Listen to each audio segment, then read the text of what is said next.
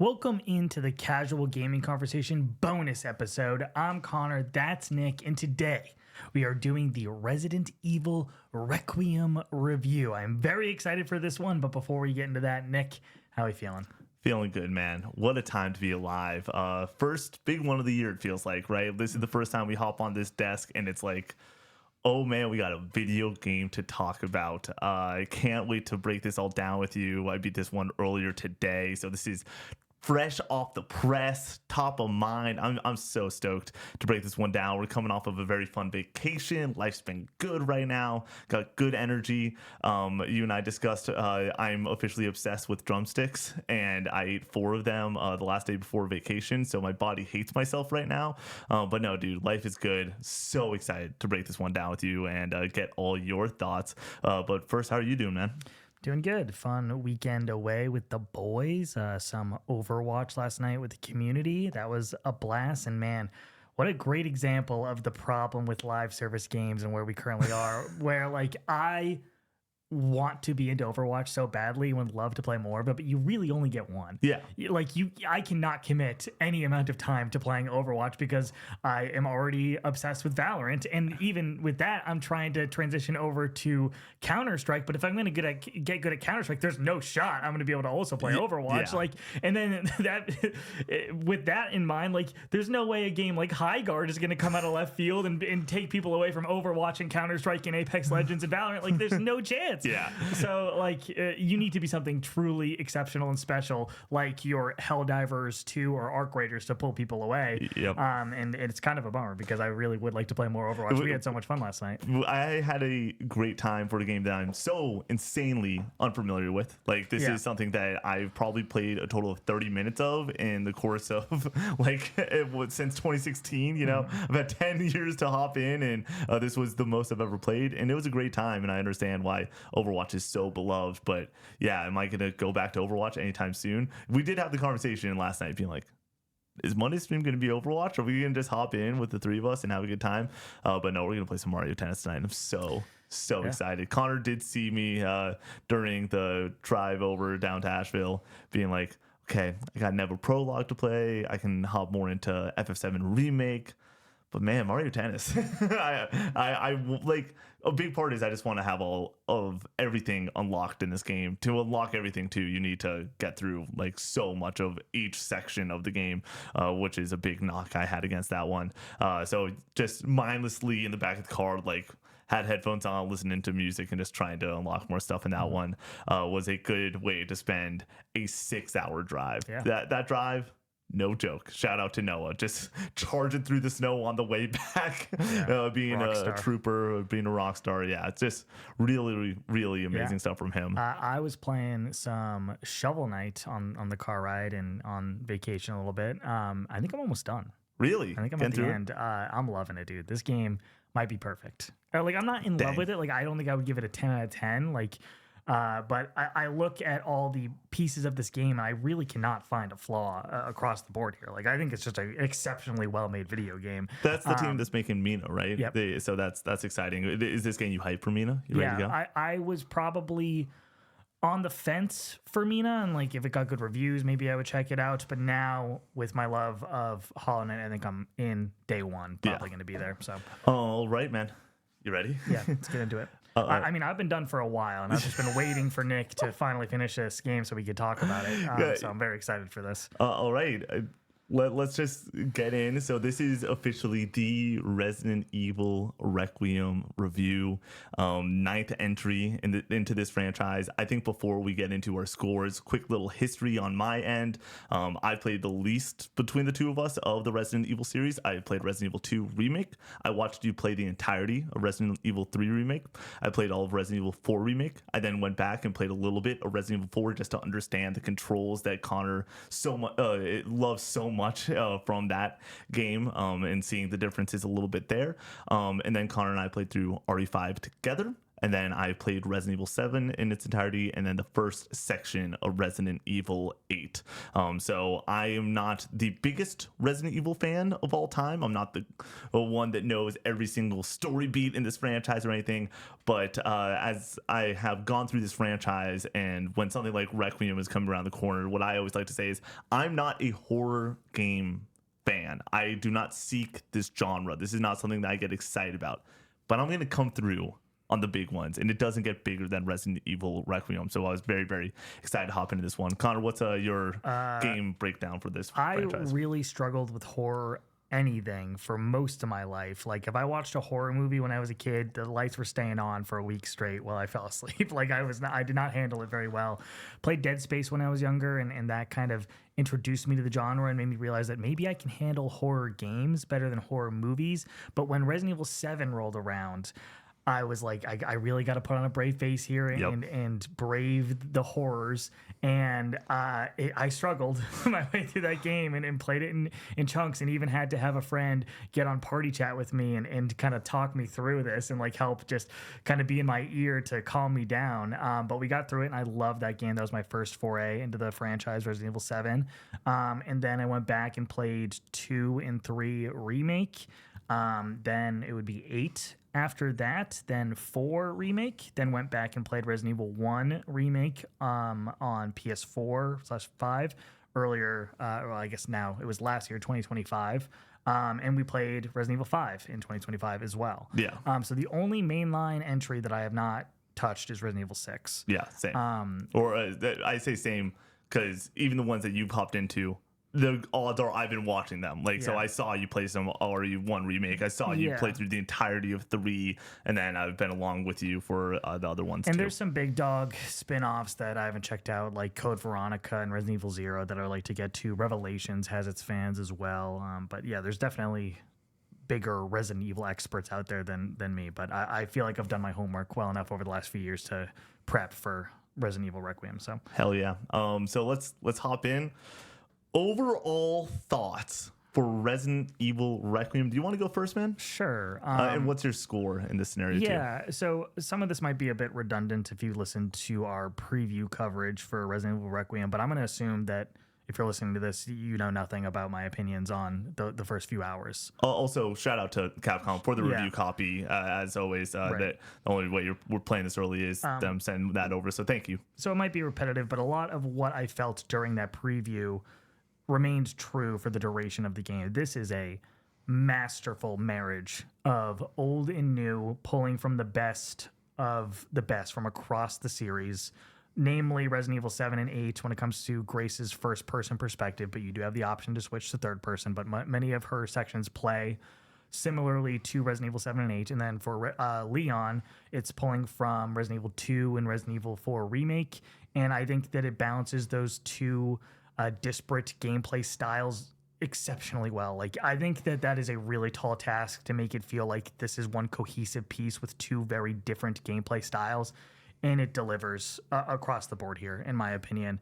I think from a gameplay standpoint, from this, they've really just mastered this loop of these excellent puzzle boxes to explore that are atmospheric, dark, dingy, horrifying, but fun to make your way through, first and foremost. Like, I just have a blast taking out zombies in this world and finding ammo and healing items and solving little puzzles and everything. And the puzzles are expertly crafted as well, really fine-tuned here. These different environments that you go in throughout this journey are, I don't think, as iconic as the likes of the Spencer Mansion or the Baker House or the Raccoon City Police Department. But I think that they definitely stand tall in the pantheon of Resident Evil locales. Like, I really, and I think it gets stronger as the game goes on too. Like, the fact that I was really smitten with that first location when we did the preview coverage, and I think it just gets better and better and better as you go along.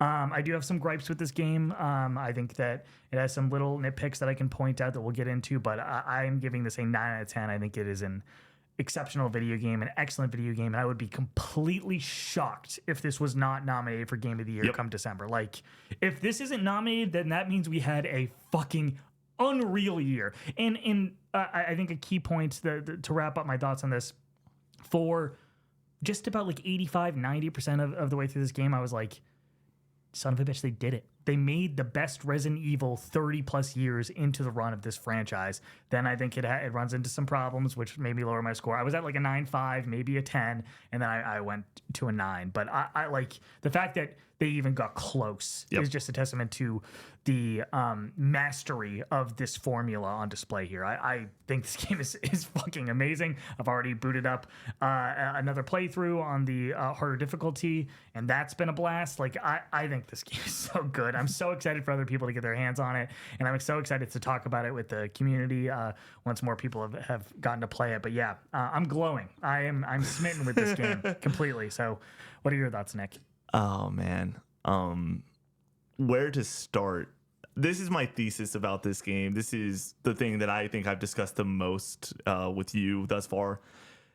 When I played through Metroid Prime a couple of years ago at this point, or a year and a half or so at this point, I was like, this is exactly what I want from game design. Like, this is the formula that I want from a Metroidvania experience in third person. Like, it just pure game design. It is insanely good. Like, it's so freaking good.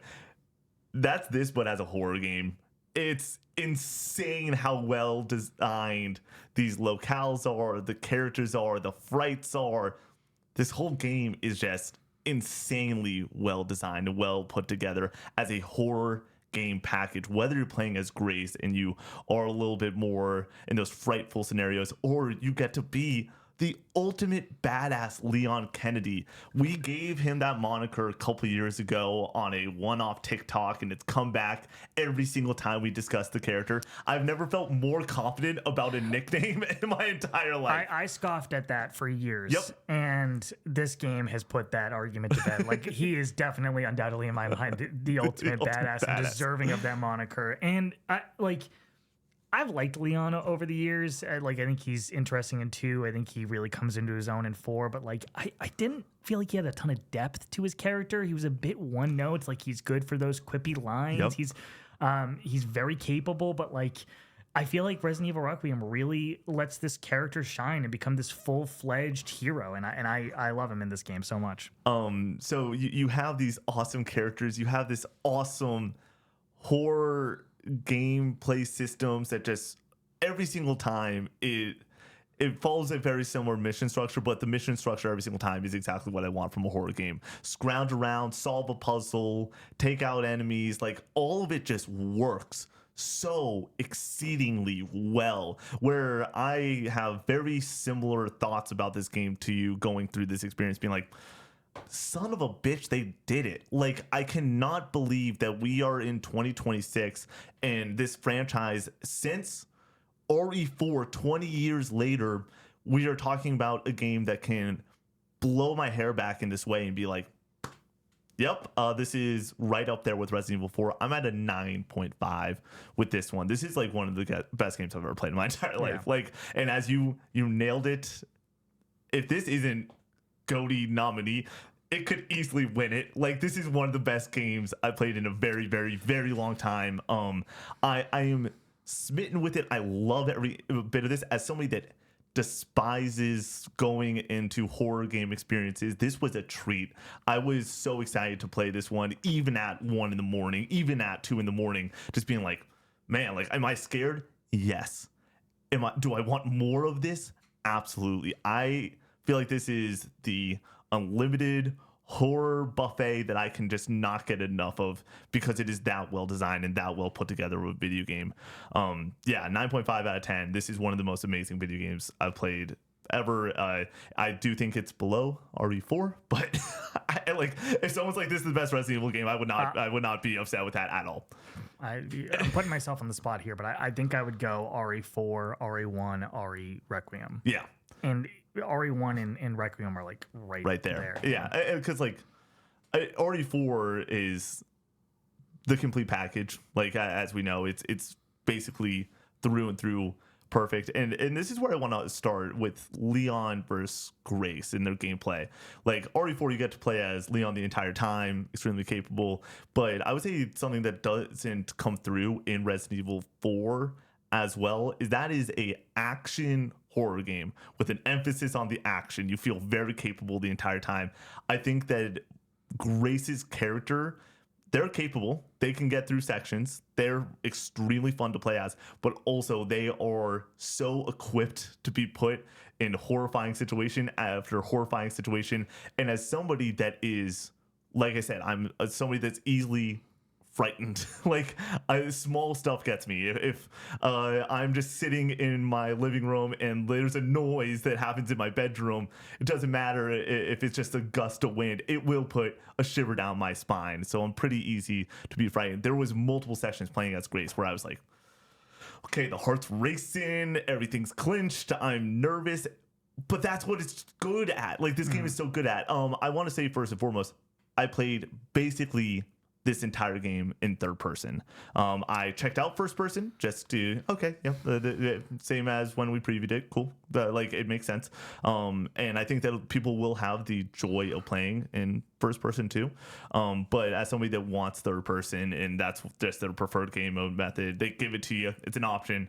I took full advantage of that option and I was still plenty terrified. I played all of Grace's section in first person. And I played all of Leon's sections in third person, other than to like kind of just check it out and see what it looks like and how it plays. And now that I've started another playthrough, I'm doing both of them the opposite. Which awesome, dude. Yeah. Like and it feels very different. Yeah, which is really cool to like get those two unique experiences playing the same video game back to back. I do think that this game is also extremely replayable. To time to completion for both of us was around 10 to 12 hours. I think the clock might be a little bit off at the end of the game. I don't know if it accounts for like dying and like losing progress or something, but like I felt like I spent way longer than what the time said at the end. But my PlayStation says 12 hours. Yeah, which that's I think about where I'm at too. Same deal. It's at a smaller time than that. There's just really no way that it accounts properly for some of the stuff. Maybe cutscenes aren't included. Maybe whatever. Like, there's got to be something off with that time because I do think it took at least 11 or 12 hours. But yeah, Grace versus Leon gameplay wise, I feel like you nailed it in the preview, and they were able to the entire duration keep up the I am pissed my pants terrified as Grace in these sections, and I am capable and awesome in the Leon sections. Like you said in the preview early on, you get to, it was also in the showcase, picking up the chainsaw. Like you talking about it got me like, okay, that sounds pretty awesome. It's so dope. Like it's so freaking cool to be the ultimate badass again and pick up a chainsaw and slicing freaking zombies and freakos and like it's so good. So I love the marriage there. I love playing as both characters. It is, I cannot.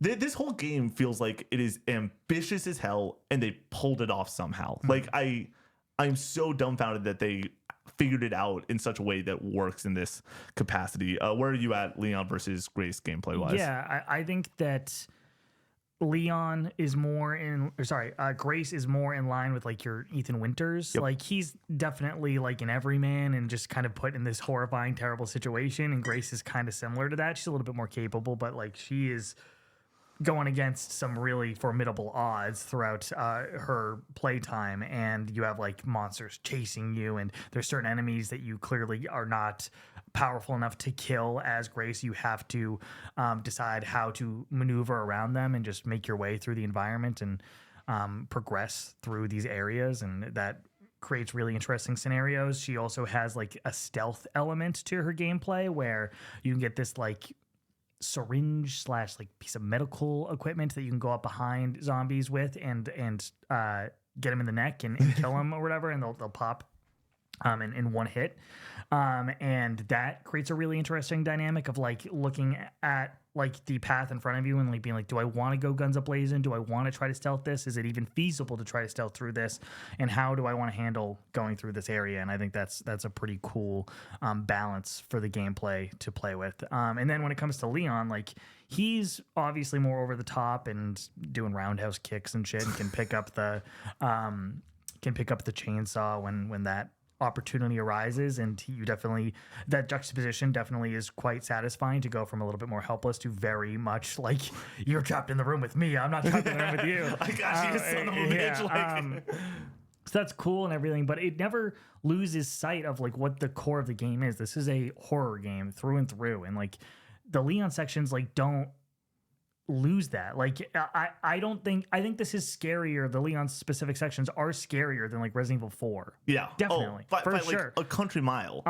It like never goes into Resident Evil 5 or 6 territory. Yeah. Maybe some Sections, a specific couple moments sections, or whatever, yeah. where I feel like it gets real close and then it pulls back a little bit. But it always is in service of the overall tone and feel of this game, and I think that both are incredibly fun to experience. And by the time I was getting to the end of a Gray section, I was always excited to go back to playing as Leon. And by the time I was almost done with the Leon section, the same can be said for going back to Grace. And I think that just shows that they both are so fun to play as, and the fact that neither of them overshine each other is just a testament to the balance that this game is working with. So let's hop in a little bit about the kits of these characters. You already mentioned it with some of this Grace gameplay of the syringes. This is sort of where I want to open up even like crafting stuff and all that goodness that's in this game, because there's a lot to it. I think I want to start on some of the Grace gameplay stuff because you already mentioned it. The stealth aspects of this game, I like playing it in third person because I always, if there was a way to play Guns A-Blazing, I was playing Guns A-Blazing. With that being said, we had some conversations early on where you felt a little bit more loaded up when it came to your ammo. That was not the case for me because I was using my ammo when I got the chance to. I think you just might be a worse shot than I am, because I was not stealthing out as much as I should have. I think I'm now going and playing on a hard difficulty. There's a much heavier focus on that, and I like that balance of like being like, okay, like you really got to map out how you're going to handle each scenario or whatever. But I definitely felt like I was utilizing as much ammo as the game was giving me. And just to core gameplay and like why at a baseline this game is already like fantastic is it's always good in a horror game where you got an enemy coming at you, you're lining up the shot, you feel the tension, you miss one, they go and lean to the left, they lean to the right, and you're like, shit. Fuck. You're just missing all of your shots. Bite your arm, and then you roll them off you. Like, do I just suck really bad at this game? and then you use a green herb and you're back to it. And like that loop is just always going to be good in a Resident Evil game, and they lean on it in such a proper way here as Grace, where like you said, you do get the stealth sections, but Grace gets a couple pistols, and that's really the kit that they get. They also have stealth mechanics like empty bottles, which are almost akin to Last of Us 1, where you see a enemy in the distance, you want to go and take their attention away from where you are trying to go. Throw a bottle does literally the arc, it shows you where that ball is going to go, and it leans in so much on like it not once again capable, able to go and fight, able to go and shoot. They are coming in as an agent. They have field training, it seems, to some level, but they're not roundhouse kicking by any means. They're not doing quips or anything like that. Whereas the other side of the kit for Leon, I can let you take over from there when it comes to some of his weaponry and such. Yeah, Leon's kitted out. He's got every gun available to him, and it's fun to be able to mix and match and switch between all your weapons. I do appreciate the balancing when it comes to how much ammo you get. I always felt like man, I am stocked up right now. I'm never gonna run out of ammo. But then you get through like a particularly more difficult section, and you're like, oh fuck, I have no ammo. Yep. I'm never running out for the rest of the game, and all of a sudden I have 5 shotgun shells. Damn it! Literally, there was a moment during my playthrough that I was like, I have so many shotgun shells. Awesome. I'm just gonna shoddy Bugatti my way through this. And as always, I've discussed this many times, the Resident Evil 4 shotgun, right? Like what that initial shoddy feels like. It is one of the best feeling weapons in gaming. All the weapons here are so finely tuned. Every single one feels great, whether it is the handgun or the shotgun or a rifle. Like everything feels freaking great. It never gets old to unload a shotgun shell and like knock back like multiple enemies with one bullet. Like The- it looks awesome. It feels awesome. It makes you feel powerful. It's great. I don't know if you had this animation come up in your game, but if you have an enemy get close enough to you and you're wielding a shotgun, for me, maybe another weapon also did this, but I remember the shotgun one the most. The enemy is same height as you coming at you, and you like miss your first shot, so they get just close enough, and right as you're pulling the trigger on your second shot to the last second, it will go and barrel stuff the enemy in the face and you just blow their head off, and it's like, this is so freaking cool, dude. Yeah, the game is so cool. very gory and over the top in that department, and I really enjoy that. I mean, they go all in with the animations. Like I think that it is in the showcase, but like, sure, you can roundhouse kick enemies back, but also like Leon has like some finisher animations where he will Hatchet. Oh, dude, Hatchet rules. the hatchet rules. Being able to parry enemies as they come at you feels great. Yeah, the pair like. It's the joke that we bring up all the time. Man, you want to know what would be great if they added this in the game? A parry. Yeah. It's like, I did not think I would ever need a parry in a Resident Evil game. But boy, am I happy it's here. Like, it feels so freaking satisfying. And also, it's a great last-ditch effort where you, instead of going, you put in 4 handgun bullets into an enemy. You know that you're only one hit away. You don't want to reload. You get to go and come across with the hatchet for the one time, take them out. Like, some of those animations, too, are just freaking awesome. Yeah, and cool. Rule of cool indeed. I just adore the gameplay systems for Leon when it comes to just the weapons that they're able to utilize too. And he does have an upgrade system a la Resident Evil 4 with the shop and everything.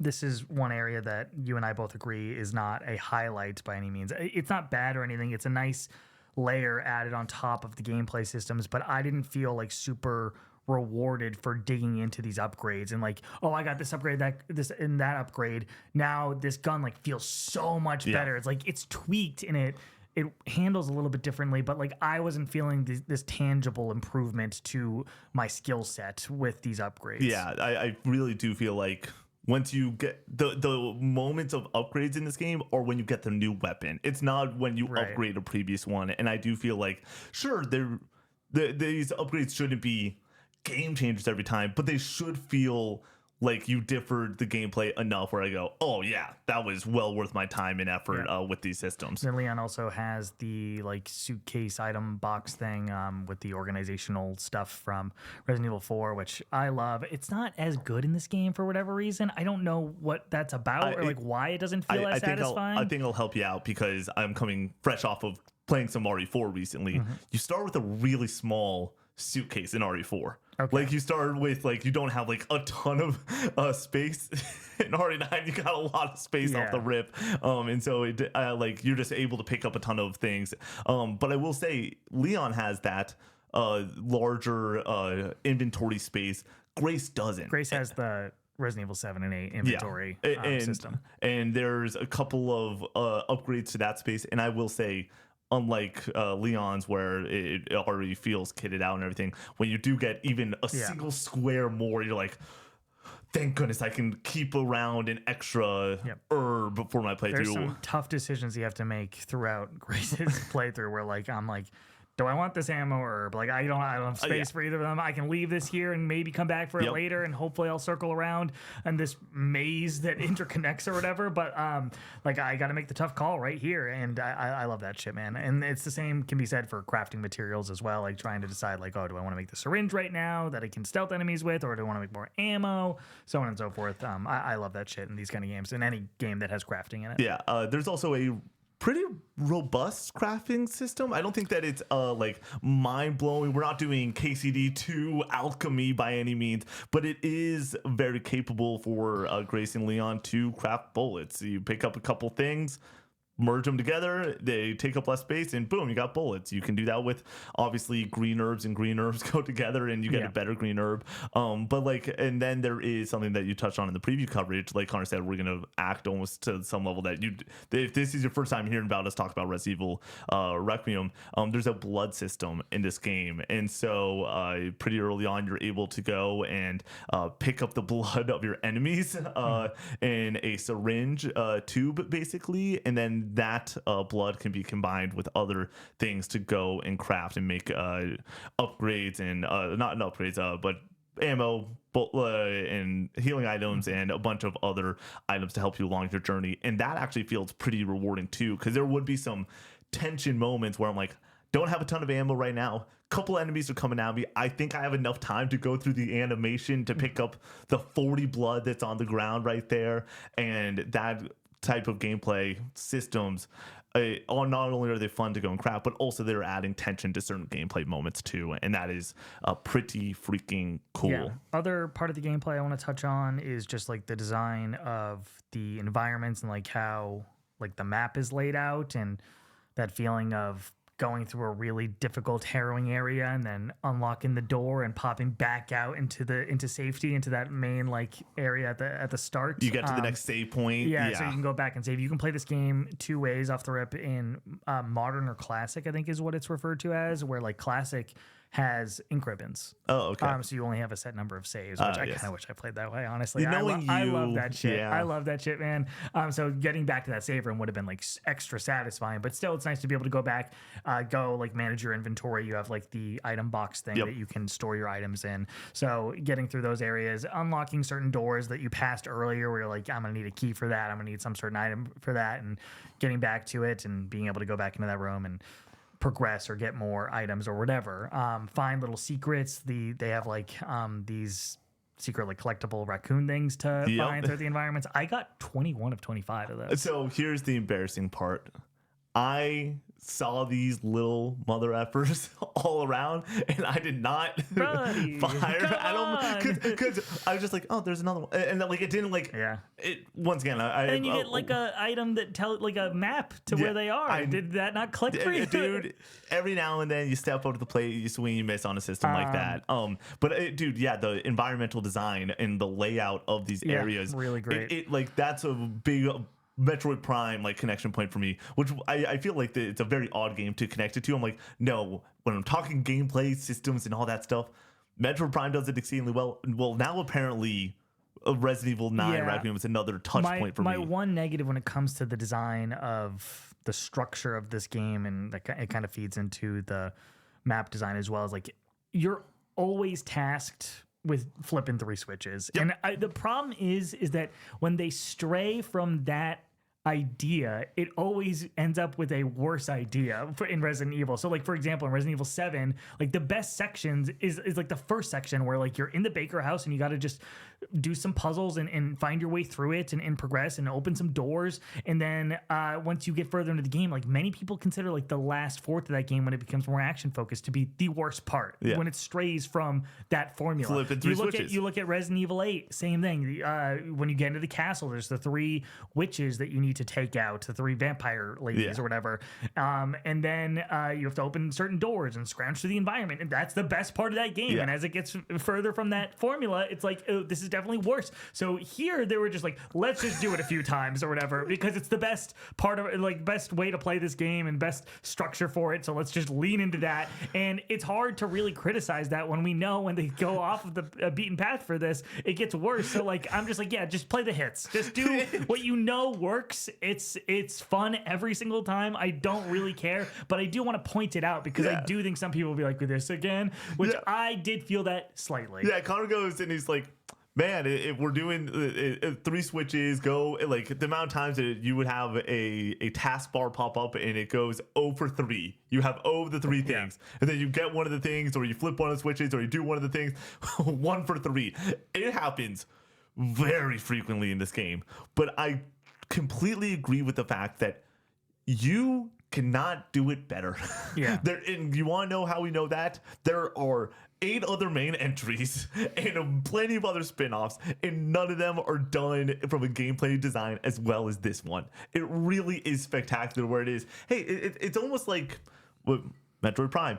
I want the red weapon so I can shoot the red thing. Is that basic? And then I'm gonna get the blue one to shoot the blue enemies. Is that basic? Yes. But is it scratch the thing in the back of your brain that goes, yeah, that feels satisfying, and I feel like I'm progressing and I'm able to go and have it all make sense and tie together to be a complete gameplay package? 1000%. Puzzles in this game feel great. Puzzles? Perfectly tuned. I mean, I'm a big idiot, so I don't like really complicated puzzles. Like I tend to get really frustrated when I can't find the solution and have to go look something up in a walkthrough. Like that's not fun for me. This game makes me feel smart. I have those light bulb moments, the aha moments where I'm like, oh yeah, okay, that's what I'm supposed to do. I never really got hung up for too long, but I got hung up long enough to feel rewarded once I found the answer to the solution. I had a great moment. Called up another person that we knew was reviewing the game. I'm like, I'm stuck. I'm like, it was a little bit earlier on, and Carter's to someone was like, dude, how are you stuck? Like, genuinely, how do you get stuck in this game? It does such a good job of holding your hand just enough to, whether it is like when you open up the map in this game, if there is a green herb in the room, it will tell you once you walk past it, once you hit your sight line, there was a green herb back there, go and pick it up.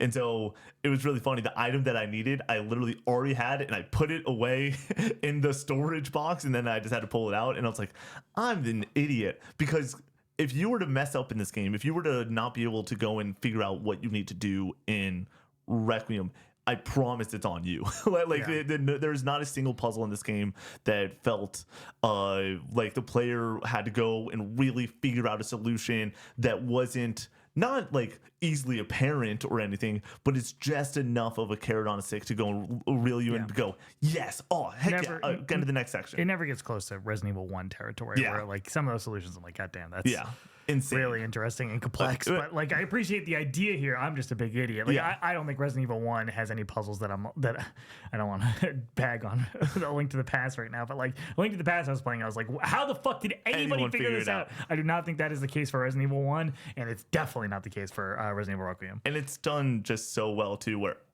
a lot of these puzzles are, we say it is the flip 3 switches, but how you get to the 3 switches and the way that you pick up certain items or key cards, or you do a small quick little puzzle that goes and makes you feel smart, is all done phenomenally well. Like it's just so good. I was laughing when you were discussing this because I'm like, yeah, these guys just did it. Like they just did exactly what I could ever want them to do, which was, you're at this phenomenal steakhouse. They just keep bringing you steak. They just keep bringing you the best part. I don't want the vegetables. The vegetables might be great in other Resident Evil games, like some of the action set piece type stuff in RE4. But what if we just gave you what you want the entire time? And that's really what Resident Evil Requiem exceeds at doing. I want to touch a little bit on the scariness of this game, because I've already said multiple times, I'm a scaredy cat. I'm somebody that doesn't handle the horrors the best. As somebody that is a little bit more all right with the genre as a whole, you don't go into a horror game being like, oh, I'm dreading this because it's a horror game. Where were you at with the scariness of Requiem? Yeah, so a little bit of backstory here, as I talked about at the top of this podcast. With Resident Evil 7, like I was messed up by that game. Like I did not handle that well at all. And since then, I feel like I've really become very comfortable with the genre as a whole. Like Resident Evil 8, the start of it was tough, and then I was smooth sailing from there. Alan Wake 2 stressed me out a little bit. Silent Hill 2 Remake was tough for me to get through, but even then, like I powered through those games pretty well, I think, and didn't have to sleep on the couch with the TV on or anything like that. I was texting you during Silent Hill 2 Remake, which I feel like is one of the scariest games I've ever played. I think Silent Hill 2 Remake is the scariest game. Yeah, and even for me, I'm somebody that was like, all right, like, open, okay, that there's nothing, no monsters in the closet, we're all good there. Like that is my level of fright. So I think this is definitely scarier than Resident Evil 8, specifically the gray sections. I do not think it is scarier than Resident Evil 7. Yeah, I agree. But if I had played Resident Evil Requiem first before Resident Evil 7, I think I would think differently. Yeah. There are 2 sections of this game where I'm like, this is it's really the one section where I'm like, this is, I can at least acknowledge that this is really fucking scary. It's really dark. It's very atmospheric. It's very eerie. You can feel a fucking pin drop like as you're going through these areas, and when the loud noise happens, it's like, Jesus fucking Christ. Like it got me a few times for sure. So I can appreciate the technical skill of how they are delivering these scares and the environments and how it all facilitates that. So yeah, it is scary, but it's not as scary as other games that I've played for sure. Yeah, for me as somebody, like I want to just touch on it real quick. I've already mentioned a couple times. If you are somebody that is frightful, you will be scared playing this game. Yeah. I think that a lot of people look at this game and they think Leon Kennedy and they go, oh, I'm going to be capable. It's going to be bad. No, there's times that you are like, whoa, this is not something that everyone can handle. And as somebody that was super it does go back to the fact though that this game is scary. I was so happy playing it that I did not care how scared I was, and I was willing to play this game at night, which is not normally the case when it comes to horror games.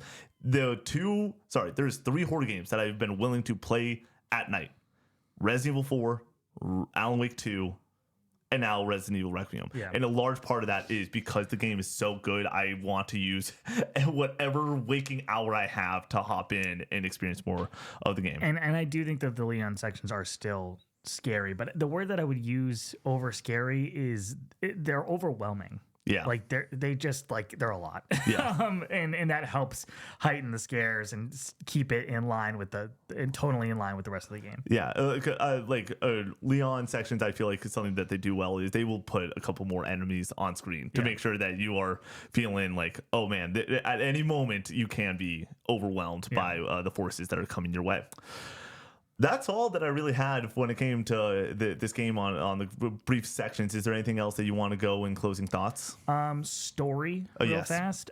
Story has never been a highlight for me when it comes to the Resident Evil games. It's not what draws me to these games in this universe, but it's always been the characters. And it has such a fucking fantastic crew of characters to pull from: Chris, Jill, Claire, Leon, Ethan Winters.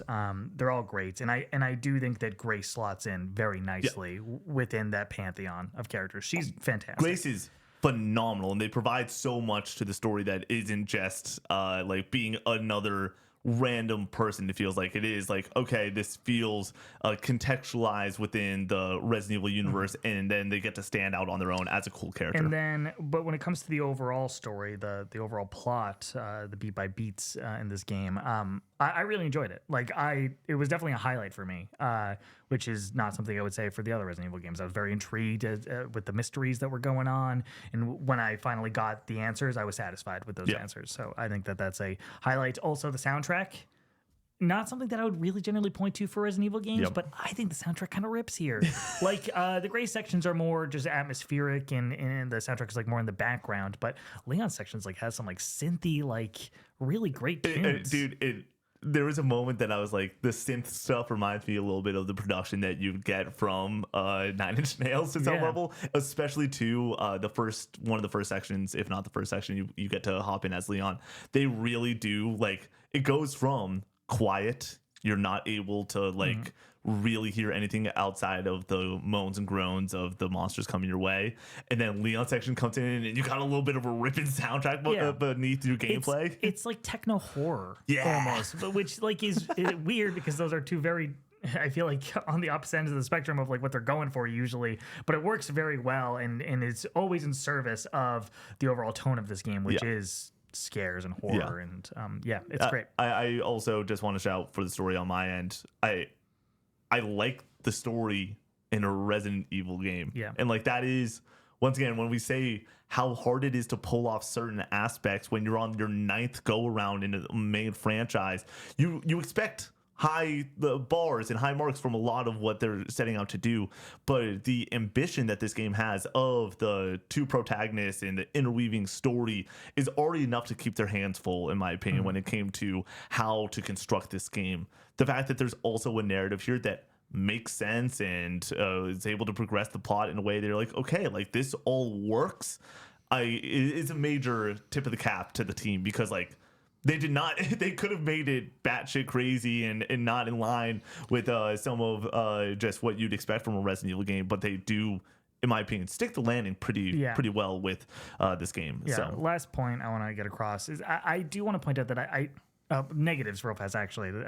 This popped in my head. I do think it leans a little bit too much on nostalgia bait towards the end of the game. That was a big negative for me. And then it was the shop as well. But for me, the shop was one of the biggest ones, and I will say they do a very good job of balancing the Leon and Grace sections back and forth.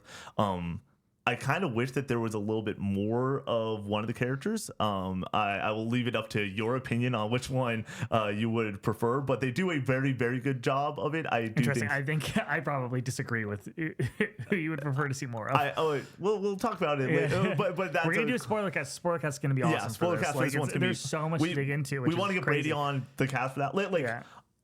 We've said for a long time, like, Brady, you can take your time playing these games. I want Brady on the spoiler cast so bad for this. Like he needs to get through this one fast enough. But getting those negatives out of the way, and this is going to kind of sound like a negative, but it's not. I think that you can point to other Resident Evil games and pieces of Resident Evil Requiem that those games do it better. Yep. Like, I think puzzle design is better in Resident Evil 1. I think Resident Evil 7 is scarier and has a better atmosphere. I don't think that the locations in this game individually stand up against the greats Spencer Mansion, of the past games. But it's the fact that they stitch all of these things together and is doing so many things and delivering a high bar of quality across the board that makes this game so special. Yeah. Like I do want to, for just closing thoughts, I always say that a 10 out of 10 is a game that makes me give it a 10 out of 10. Like, I legitimately, there's not another score that I could give it. And then I reserve 9.5s for this is one of the best games I've ever played, though. Like, it's so easy to give it a high mark, like a 9.5. Yeah. And there was multiple times during this game I'm like, is it a 10? Just in general, I didn't land there. I wasn't feeling compelled to be like masterpiece level, but this game is freaking unbelievable. I was at a 10 at one point, and then I moved to a 9.5, and then moved to a 9. Yeah, but like the fact that we're even having that conversation is insane.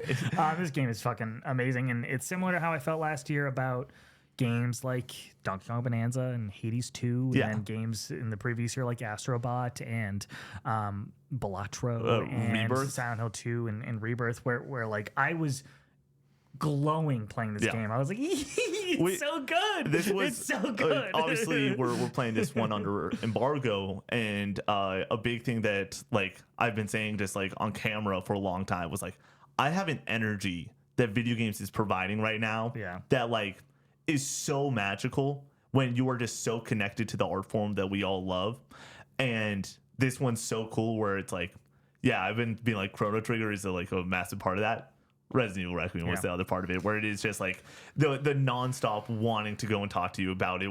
You asking me every single night, like, dude, you play a couple more hours. Long to get through this. Well, also we had vacation in the middle of it, but and he's like, I'm not going to finish until after vacation. I'm like, stay up later, finish it so we can talk about it. 1:30 in the morning, and Connor's like I need to go and like have a normal morning. I need to go to the gym, dude. But yeah, no, this game was just like, it's so insanely special and so good across the board. So 9.5 for myself. Nikki 9.5 coming out for the first 9.5 of the year. By the way, the other part that somebody asked me before or early this year, they're like, what's the first 9.5 that you might give out this year? And I brought up some other games, and they're like, not Requiem. I was like, Requiem's a hard one to get.